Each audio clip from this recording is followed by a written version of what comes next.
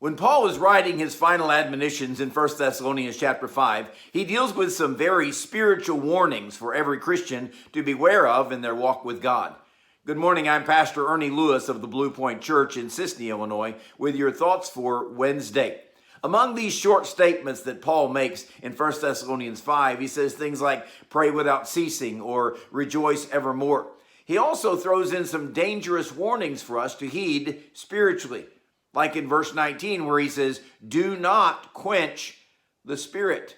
Now, we know that the Holy Spirit of God is one of the Trinity. He is omnipotent. He is all-powerful, just like the Father and the Son. So how could we, as mere mortals on this earth, quench the Spirit of God? Well, part of this has to do with the fact that God has given man a free will. Unfortunately, given the opportunities to make our own decision, oftentimes gets us into trouble, especially when it comes to spiritual matters and spiritual decisions. The Spirit often works in the hearts and minds of the believers to direct them. Jesus even said, when the Spirit of truth comes, he will guide you into all truth. He may be working in our lives to direct us in following his will.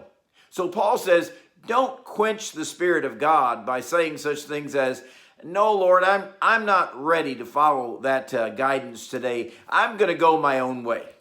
Another way that we quench the Spirit of God is when we're convicted of sin and we shut up our ears and we choose to follow after our own lusts.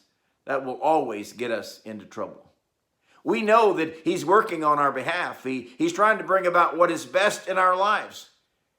But sometimes we quench the Spirit and we don't listen to his guidance.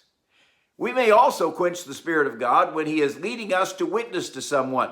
We know that person's need. We feel the Spirit urging us to say something, but we quench the Spirit's push, and that person is left with no witness. I'm afraid many quench the Spirit of God when it comes to worship. I don't know, maybe in the worship service they're distracted by Aunt Gertrude's new hat or something, and they miss what the Spirit is saying to them through a song that is sung or through the message that the preacher is preaching.